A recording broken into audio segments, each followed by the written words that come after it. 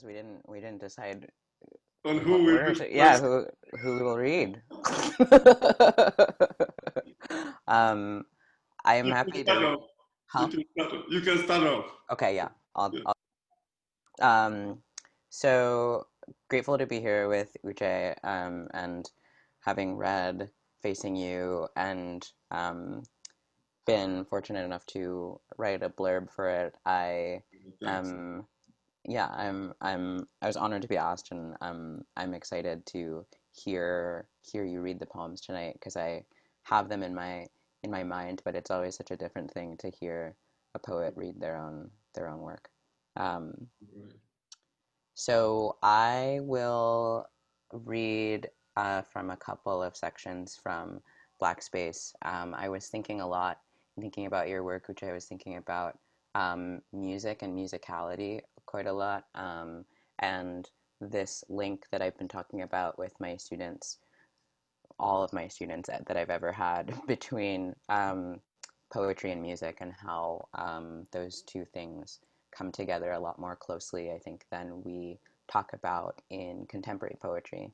And that, it was perhaps a lot more common to talk about poetry as a kind of music in like a bygone era that we're not in right now. But for, in terms of Black poets, it maybe has always been a little bit closer to the surface. This idea of music and poetry having a link, and I think, Uche, you're one of these people who I think of as being particularly musical. I also think about Fred Moten and Nathaniel Mackey, not just because they write about Black musicians, but because their sense of music is very acute, and I think comes across in the work. So um, I'm going to read from uh, an essay, and I won't be able to read the whole thing, but the essay is called New Black Music Is This? And that line, as I will talk about, comes from Amiri Baraka's liner notes for an album called The New Wave in Jazz. Um, he writes, New Black music is this, find the self, then kill it. Um, Again, right, and in terms of like Black poets thinking about music, Baraka, I guess, would have to be in that too. So I had a conversation with Fred Moten earlier this summer where we talked about individuation. I said, Fred was talking about how individuation imposes upon the Black body. With my phone held against my ear with my shoulder, I had meandered around suburban Ithaca trying to keep my nervousness about talking to Moten in check. That scene was not unlike the current one, in which I alternated between trying to sit still and pacing around my apartment, Nathaniel Mackey on the other line. In the preface to Blue Fossa, I said, you talk about Baraka's liner notes for the new wave in jazz, where he writes, New Black music is this, find the self, then kill it. Where do we find the Black self, and then how do we kill it? Mackey is one of Moten's mentors. On the phone, Moten had insisted, after I told him I planned to interview Mackey next, that Nate could say everything he could say about Black selfhood, only better. It's powerful to think of the intimacy between them. Nate answered me slowly and steadily. In the course of getting to the point where you can play free music, you have to find yourself. You have to find out what your sound is. For Mackey, self and sound are analogous, one the internal counterpart to the external other. For each self there is a particular sound which each person has to practice discovering on the way to discovering themselves. You have to find what it is, where it is, and how to get it out, and how to translate it through a horn or a piano or a bass, whatever, which you likely call technology, he added. What are the uses of technology when trying to articulate a self, given that that self is in some ways impossible to render fully in any verbal or musical language? Or as Mackie puts it, how do you technologize yourself? How do you get out a version that at least approximates that self and at the same time registers your refusal to be satisfied that you have properly and authoritatively or with any finality articulated that self? The inability of language to fully speak to the intricacies of any given self are part and parcel of the process of trying to use that same language to give sound to that self. The inherent incapacity of language, then, is a tool with which to also register a refusal to be articulated. Trying to articulate while also refusing to articulate is that two-part and paradoxical process that results from Baraka's call to find the self, then kill it. There was tumult among Black folks during that period. This is around the mid-60s that had come out of the civil rights movement, continued Mackie. One of the things that involved was looking at the self that you had and coming to see that it had been fashioned by social relations that we wanted to obliterate. The whole regime of white supremacy and the social mores and instructions and folkways that kept that in place. You had to look at the extent to which you were compliant with that shaping. The self that you had found yourself to be was in some way a creation of that regime. Killing it would mean fashioning a new self that would be in conflict with that regime and that wants to bring about the destruction of that regime. In The Death of Rhythm and Blues, Nelson George writes about the question of assimilation versus self-sufficiency as a primary strategy for empowerment for American Blacks.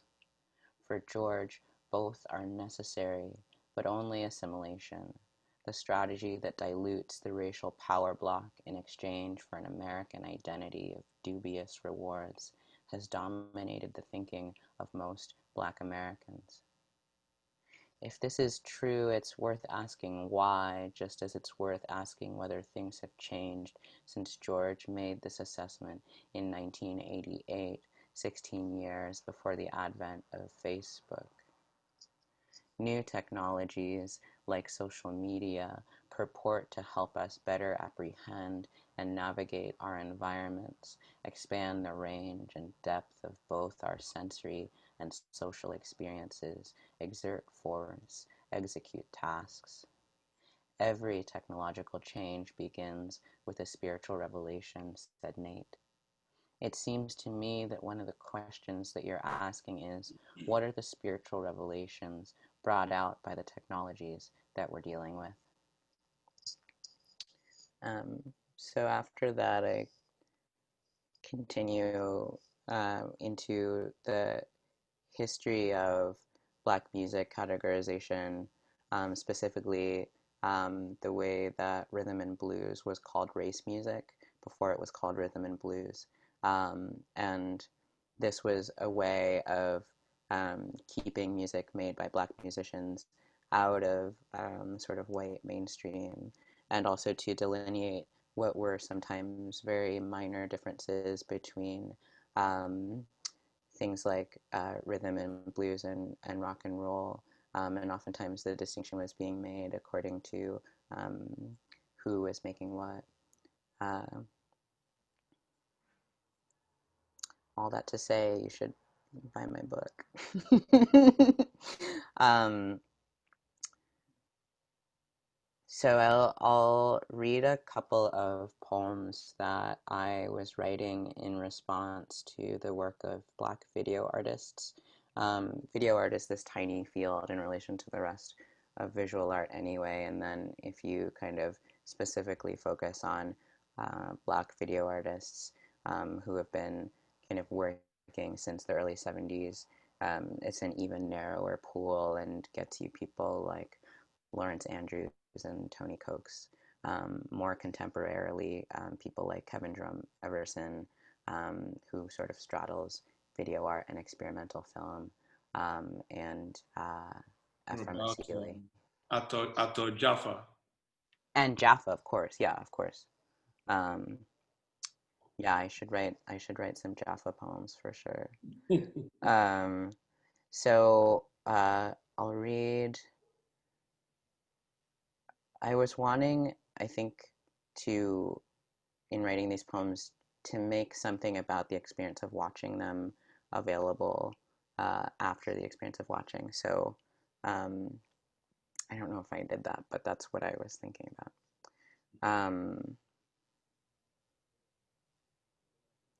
Ephraim Asili, Many Thousands Gone, 2014, 7 minutes, 38 seconds. Is that we should begin in transit, in or near a vessel, as we do here, and then we leave this place, and the skittering quality that follows. Festive scene, song, and unaccompanied by diegetic sound, has been replaced by this near music, robs these scenes of their reflection, the whole. In this mood, maybe it makes more sense to call it near silence, visually. A richness we learn the musician is Joe McPhee. The record of his we heard in migration, literal and signaled, by the previous traveler going to places that exist only so romantic and incoherent.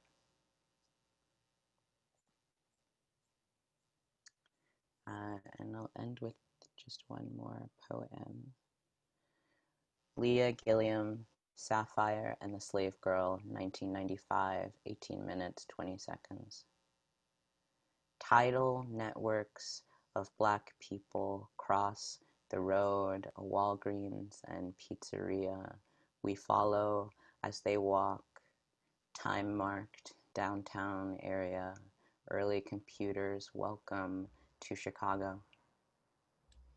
It could be New York, Cleveland, Detroit, in each sections where only Black people live like this. Sapphire, or the many women who represent her, changes into a suit in an alleyway, in a blonde wig, hides from sight, from behind, a wall, from TV and radio, the first Black male close up, melted down, he is brushing his hair. There are things that are facts because nothing makes sense. Otherwise, a part of you will always remember the transgression, inevitable buildings, bold movements, at a table, as man asks, is it safe? Have you ever received a call on your wrist? She gets dressed in the bathroom. Since Sapphire came to London, she learned to pass for white, the first Negro of high school age to enter a school after it had been integrated, many whites shouting epithets. She refuses to say anything to the reporter.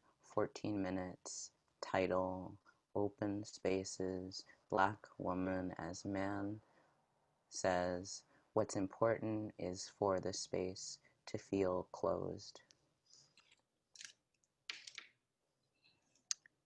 All right, I'll pass it off to you, Uche. All right. Thanks for that beautiful voicing out. The time reading an essay, it's completely a different thing from reading a poem, it seems. Yeah. The way you read it as if you were reading a poem. That's good to hear. I hope so. All right, right away, I will also thank you, please, for taking out the time to write the blog for my new book. Of course. It was such a pleasure. Focusing you, I really, really appreciate it, and that you actually got the collection. Sometimes people just do what the what do I call it now? They stagger around, a book, and just throwing some words out there. But you seem to have really sat down and read the book. I So appreciate that. Yeah, no, I definitely, it was a lot to absorb, and I'm glad that you feel like I absorbed it right. Thank you so Yeah. much. And before I get into reading out from the book itself, I would like to simply make a few comments regarding what Anne just said about music. You see, for me personally, the musical journey started from childhood. I'm originally from Nigeria. My mother tongue is Igbo. And right from when we were born, somehow we're suffused with music because every milestone is marked with music. Childhood, birth, middle age, adulthood, old age, death when people die, all of that. There is really nothing in African tradition, at least the part of Africa I came from, that music is not involved in. It's as if life is not complete without music. So it's not even something I find myself actually trying to theorize about. The way we find ourselves in some institutions, academic environments, wanting to theorize everything. How does one theorize about one's blood? It's sometimes I see it that way. And so definitely I felt that whatever it is I'm trying to do in my books, from each particular book to the 13th one or whatever that I just wrote, music follows it naturally. And it's not something that I work to do. It's something that simply emerges, in terms of as part of my daily existence. And you mentioned, particularly Baraka's theorizing in blues people and some other, and Fred Martin, Mackay. These are, contemporaries I respect a lot, and I've learned a lot from, because they're not much older than me, by the way. I've learned a lot from them. The first time I met Baraka at the Poetry Project, the first time, once he realized I was Nigerian, he asked me, why are you people killing each other in Nigeria over religion? And that was about what? The Boko Haram massacres going on in Nigeria. He was just flabbergasted. It's like, over religion? What does that mean? And so him as a person, he's an all-round sort of an artist, He is a writer, he is a theorist. I see him also as a philosopher, Particularly when you talk to him, you see that part of him. And I see a lot of him in Fred Morton, too. They seem to be able to share these affinities that come up, and that are relevant, and that will be relevant until the last person leaves the planet. These are not people I see as temporary artists, temporary theorists, or whatever. I see them as teachers, and as people, as John Lewis would say, who make good trouble. You need to make good trouble, and they are part of, that brigade that does that. And the other thing I noticed too, it's in terms of not just the music now, but the words that we use. When we try to write as writers, what exactly were our intentions? But I feel at times that for me, poetry emerges in spite of my intention. In times, sometimes poetry actually refuses my intention and goes on to do what it wants to do. So I tag along, and I can help that. That has been the story of each book I've written. So when I came to the latest book I'm going to read from, Facing You, it's for me, it's simply a continuation of my exploration in the possibilities of what poetry can do. Poetry's possibilities are not something that we also have to do to time or date. It's something that was there before we were born, and that will be there after we leave the planet. This I see very, very, and that's why it's a very, very humbling. For a poet's position for me is a very humbling one. It doesn't mean that you don't have a sense of self, but you just know that, listen, you are just part of what? The burden. Somebody passed on the burden to you, and you're just going to go on and pass the burden to some other people coming after you. But the important thing therefore is to be able to know that it's actually a calling. Poetry is not a hobby. I know there are lots of people who see that as a hobby. That's okay for them. But for me, it's not a hobby. For me, poetry is a way of life. is something that is done daily, the way you breathe daily, the way you need oxygen, the way you need food, the way you need love, you know. So for me, I just don't know exactly where to say stop talking about poetry. But meanwhile, let me just read a few poems from Facing You, which just came out from City Lights in San Francisco.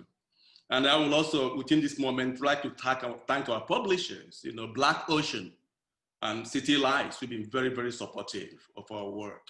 And we know what that means when particularly you're not trying to be a crowd pleaser, you know, in terms of seeing us as writers. We're not crowd pleasers by any means.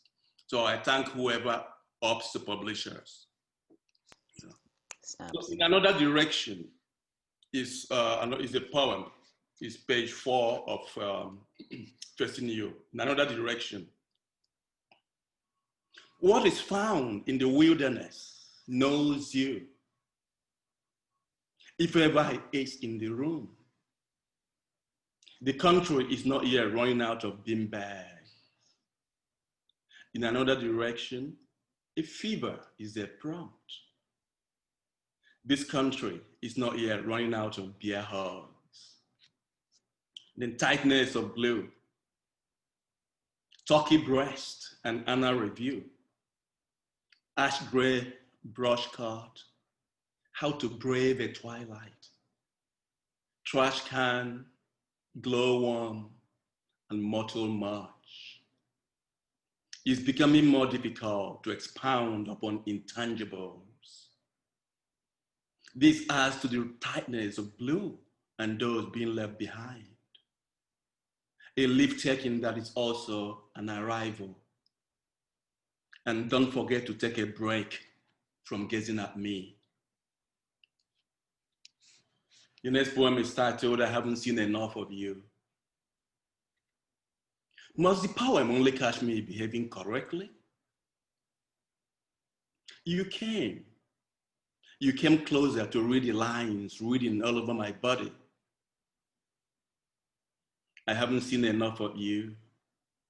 I haven't seen you enough. I need something better than a guide. I need someone I can get lost in.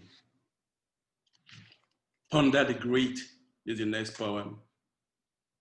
On this black sand, mayhem is not misdirection. I can't take their totalitarian logic anymore. Don't cover this hiatus in fellow feeling with mumbo jumbo. I am not here to sound grand about these double agents of designer protests. Of course, obsessional grottiness does not come into it. Ponder the greed of the longest shot. I don't seek immunity. I will not be neutral with calamity.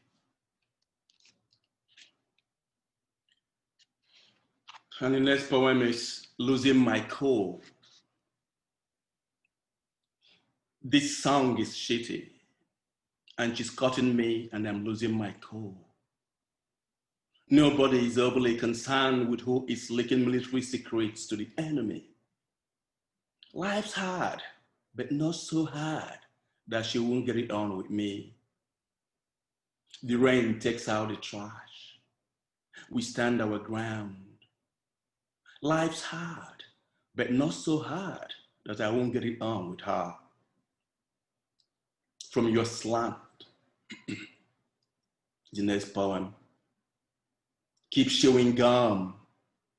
These are metrics of a meltdown. A life of sin and being seen approaching 130 decibels. A surrender to the moon kiting in the sky. Slam the car door and see who comes out. Shut, talk, rose bush. The rubble this time. From your slant, then from mine, or somebody else ambushed by a mugging. Is the print of love becoming too small for you to read?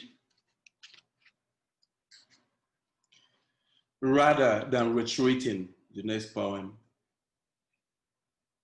I am the one who takes the heaviness away from your illusion. May our small talk not remain chaste. There is nothing superfluous in the placenta.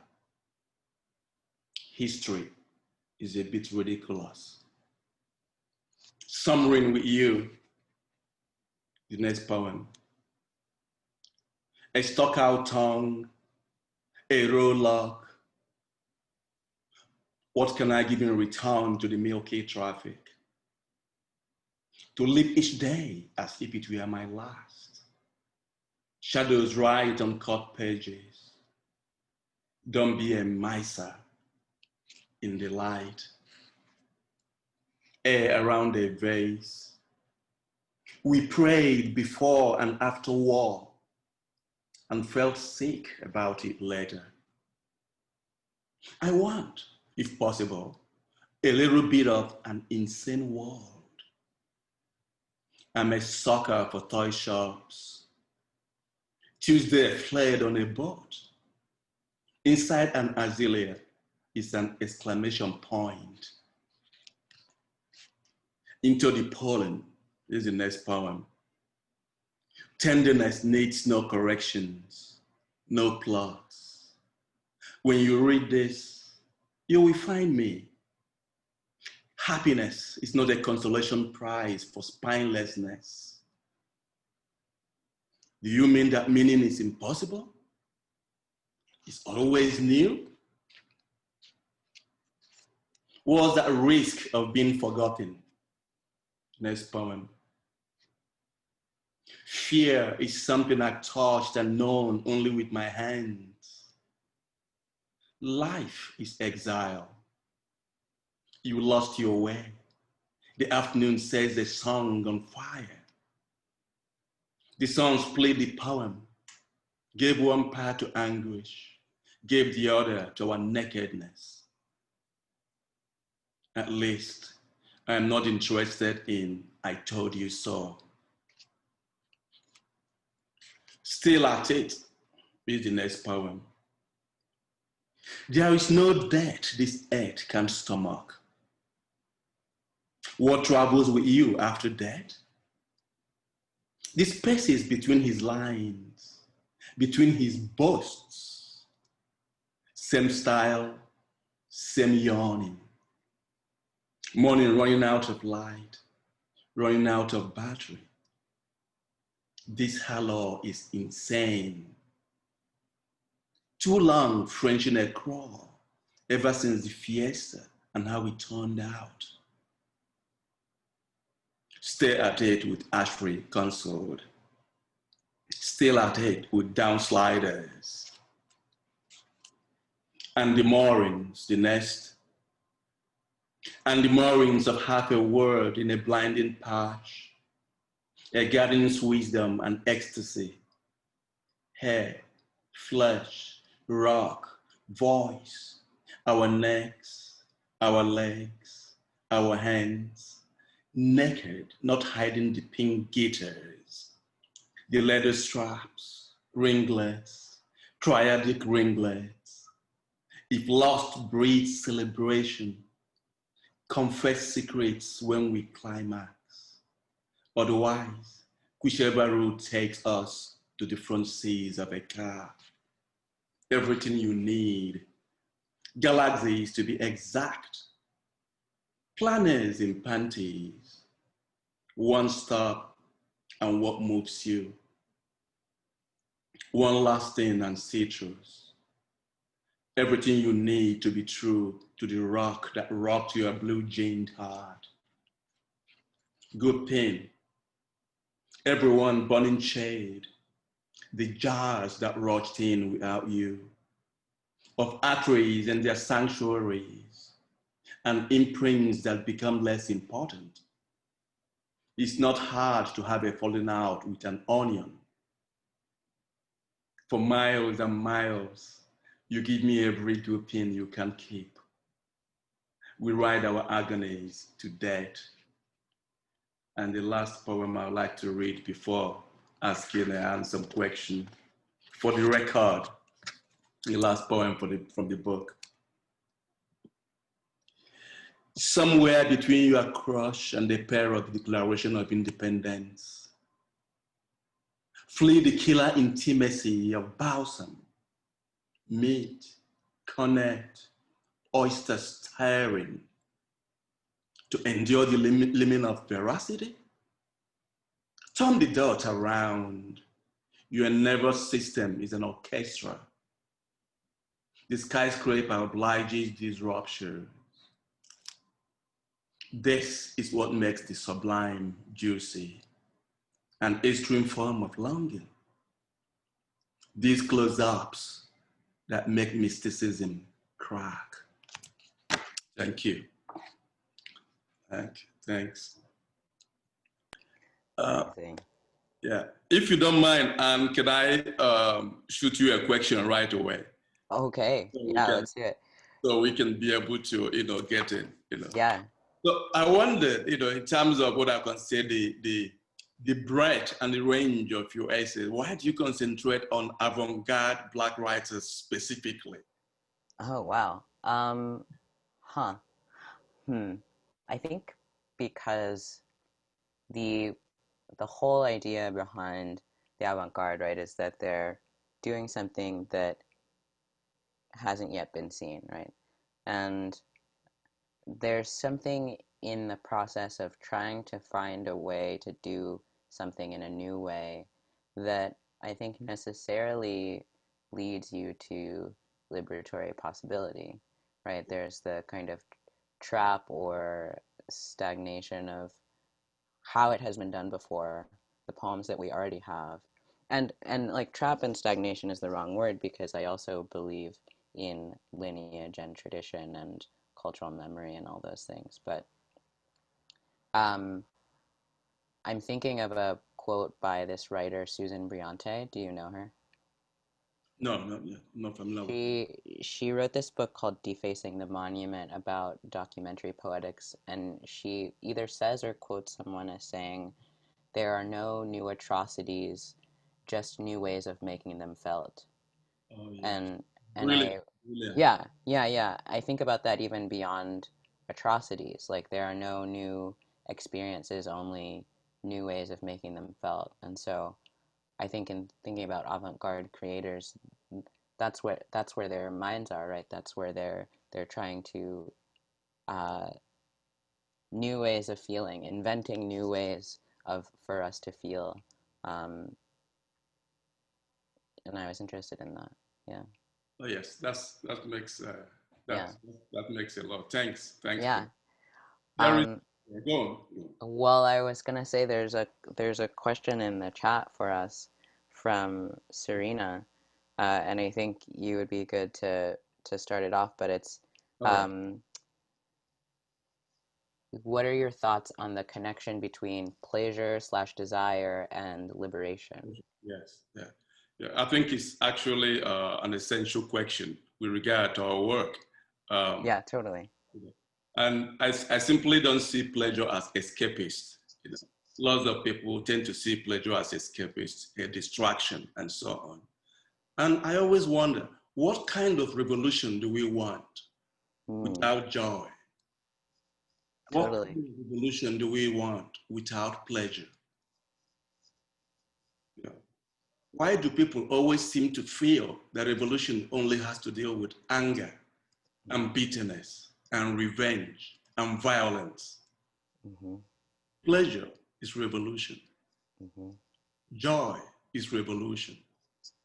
And people should have the courage to be able to do what? To indulge in them, nurture that in themselves and in others around them. Pleasure itself, the way you say it, is a very, very subversive concept. But I noticed that it seems that in some circles, particularly the so-called activist circles, they tend to underplay pleasure. They seem to be that what only matters is once you are showing fury and so on. And I'm not saying there is no place for fury, but I feel that pleasure, joy, and love hasn't been spoken enough of on God circles. People at times actually feel they are simple, they are lightweight. They are even so difficult, yeah. that they are even domestic topics, they are not as important as you are making some historical, evocation, or some political allusion and all that. I know we've seen all that, we've had all that, but the issue is, how do you get through your dailiness? How do you get through your day? Mm-hmm. Well, You this just connects to, oh, sorry. It just connects to something that you said before you started reading about how I don't remember how you said it, but something about poetry is done daily, like you're a poet all the time.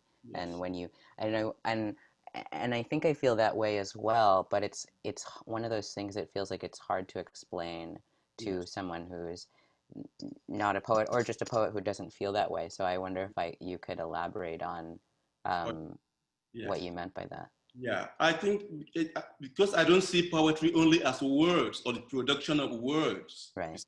I see poetry also as a way of being, in the sense that even when I'm sleeping, I seem to be writing. Yeah. My dreams, in particular, give me lots of lines. So I don't have this interval to say that, oh, okay, now I shut off and sleep and the work has ended or something. Because I also don't see poetry alone as work. You see, for me, I tend to see poetry both physically, spiritually, and in terms of what? The quotidian. Yeah. I refuse to have this Cartesian divide that seems to be particularly the way most of the Western world see the world. Flesh is out there, the spirit is, somewhere in the skies and so on. No, for me, flesh and spirit are one. Yeah. Yeah. Yeah. 100%. And that's very, very important for me. And that means that whatever it is that I produce as an artist, whether I'm doing collages or just doodling, or whether I'm cooking, for instance, for me, they're all poetry. They're all to do with poetry. Because when I don't separate all these things, when I don't put things in compartment that way, that this is just my daily life. Now, this is when I'm now sitting down to write. Okay, I'm now starting to be able to cook, or this is exactly the only hour, you only make love at night. I refuse all those compartments. Yeah. I feel that pleasure and desire are things that should be there in our daily lives. And they're not things to be apologized for instance. And so when they erupt on pages of what I write, I'm very, very happy. I feel delight because there is nothing to actually feel bad about, in terms of those qualities and those attributes and characteristics of being human. There's a relationship slash like sex therapist, Esther Perel, who I've become like obsessed with lately, because she talks about the erotic as being part of every aspect of life, and not just being, right, as you're saying, like the act of sex or something, but that all the time when we're when we're walking about, that the erotic is sort of everywhere. And there's this kind of particularly American paradox where the image of sex is everywhere, right? It's in advertisements, and it's a very kind of in terms of showing the body, fairly free kind, especially in cities. But the idea that sex would be, or the erotic would be part of every part of life, is, I think, a very un-American idea, and an idea that raises a lot of eyebrows. And so I think, going back to the question of the relationship between pleasure and desire and liberation, it's for me, it's about being able to see pleasure and desire as parts of all of life, and that's the liberatory quality. Um, that's when it becomes liberatory. Oh, Esther Perel. I can let me. Somebody's asking about if I can. Yeah, Nikita got it, or Nika got it. Esther Perel. I obsessed. Can't get enough of Esther Perel in general. The way that she talks about relationships, and the union of, you talked about the domestic, between the domestic love and desire, and how they don't actually have to be opposites, you know, that they can kind of come together. Yeah, just can't recommend her enough. Yeah, yeah. I think just to be able to add to what you've just said, I think there is, say that there is some aspect of that what desire that it seems also is underplayed within this environment, that the Western environment, which is what I call the erotic spirituality. Mm. You see, the erotic spirituality. When you see also the erotic as what? Spiritual. You know, I don't buy this idea of St. Paul telling us that the flesh is sinful, you know, the pleasure is sinful, you know, you go to hell, you know, if you indulge in the flesh, so that you can go to this abstract place where you live forever, perhaps like a vegetable or something, you know. I don't think you know, I'm sold on that idea. And I don't think I buy that particular philosophy of religion. You know, I think I find it actually offensive that people always think that anything to do with the flesh is dirty, you know, it's messy and so on. Because I think actually, I see life as messy. Life is messy. Yeah. And there's no way you can live substantially, deeply, without messiness. And now I'm not only talking about the sensual, I'm talking about every aspect of life itself. Well, yeah, can you talk more about, how you see the erotic and spirituality being linked, and then talk more about the messiness that you're talking about. Yes, yeah, because I'm trying to say that anything that moves us to be deep in our humanity is spiritual. Okay. It's not just only physical, you know. Yeah. Now I'm trying to say that I don't see much difference between the physical and the spiritual. I think they are welded together, you know. We are holy people. Human beings are holy. We are holy beings. And we should all be able to come to that particular understanding and refuse these priests and teachers and gurus who want us split, walk around as split beings, you know, that even our thoughts, our intellect is so out there itself, you know, then our emotions is somewhere in another room altogether, and then our sexuality or our sensuality is in another space altogether. Separate. I keep saying it's not easy, but I think we have to, for me, I walk against that way of seeing life, you know. The intellect, the emotion, the spirit, sexuality, for them, they are all welded together. They are all one. Yeah. In terms of, for me, expression, in terms of my belief, in terms of how I aspire to live.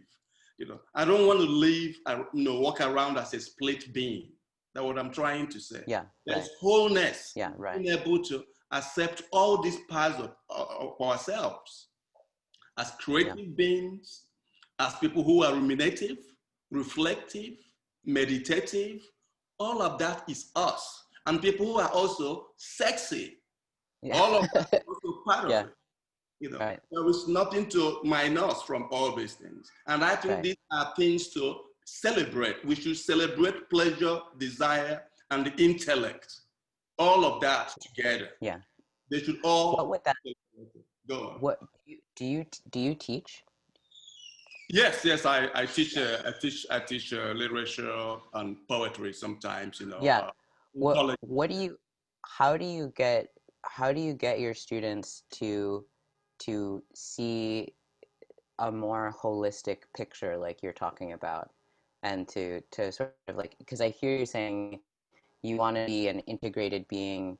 You know, you want sexuality and spirituality and all these things to come together. How, and I see it in you, but how do you get other people, your students, to go in that direction? Well, it's simply to let them engage the text with an open-mindedness, you know, and also know that poetry is simply beyond intellectualizing of it, you know. That's why what I ask my students at times is, after we've read a poem out in class, I say, what do you feel about the poem? Yeah. Not just only about what do you think about the poem, but what do you feel about the poem? Because I tell them that those words we've just read are also meant to arouse feelings in us.